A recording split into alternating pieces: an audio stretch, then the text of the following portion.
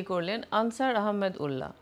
এই উপলক্ষে British Bangladeshi history forum Ansar Ahmed উল্লাহকে সংবর্ধনা প্রদান করেছে। বিস্তারিত থাকছে চিফ রিপোর্টার চৌধুরী মুরাদের রিপোর্টে।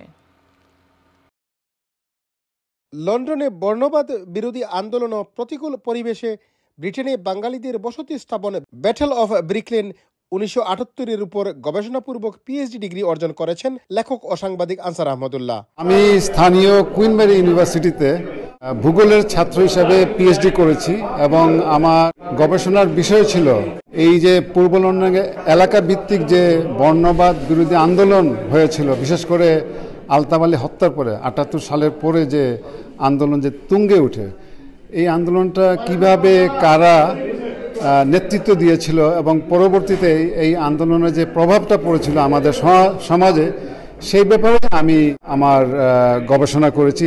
আমি এই জন্যে এই রিসার্চটা করেছি যাতে করে আমাদের কথা যেন পাবলিকলি লিপিবদ্ধ হয় ইতিহাস হিসেবে।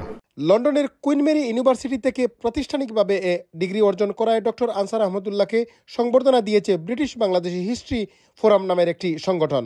আমরা তো এখন বর্তমানে তৃতীয় চতুর্থ প্রজন্মে আছি এবং থিসিসটা অবশ্যই ইংরেজিতে লেখা এবং সেটা অ্যাক্সেস যারা ইউনিভার্সিটিতে লেখাপড়া করেন তারা এটা অবশ্যই এটা পেতে পারেন এবং আমি আশা করি তারা তাদের কমিউনিটি সম্বন্ধে আরও গবেষণা করবে এবং সেই গবেষণার ফলে কিন্তু আমরা একটি পূর্ণাঙ্গ ইতিহাস পেয়ে যাব আমাদের কমিউনিটি।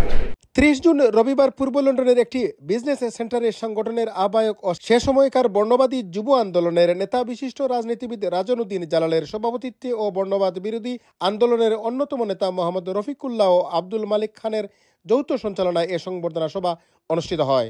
এতে বক্তব্য রাখেন বর্ণবাদ বিরোধী আন্দোলনের নেতৃবৃন্দের মধ্যে কমিউনিটি ব্যক্তিত্ব সিরাজ হক সিরাজ, টাওয়ার হ্যামলেট কাউন্সিলের সাবেক ডেপুটি মেয়র আকিকুর রহমান, রাজনীতিবিদ আলহাজ তৈমুস আলী, কমিউনিটি নেতা সুন্দর মিয়া, সমাজসেবী জামাল মিয়া, টাওয়ার হ্যামলেটস কাউন্সিলের সাবেক মেয়র সৈফুল আলম, শেখ নূর, সাবেক কাউন্সিলর নূর উদ্দিন আহমদ ও আরও অনেকে।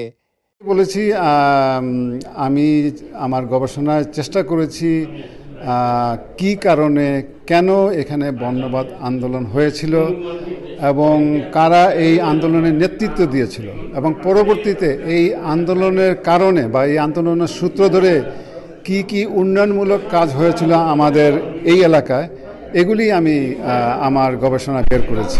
এ সময় বক্তারা আনসার আহমদুল্লাহর গবেষণাধর্মী অর্জন পূর্ব লন্ডনের বাঙালিদের জন্য একটি ঐতিহাসিক এবং গুরুত্বপূর্ণ দলিল বলে উল্লেখ করে পরবর্তীতে বই আকারে প্রকাশিত হবে বলে জানানো হয়।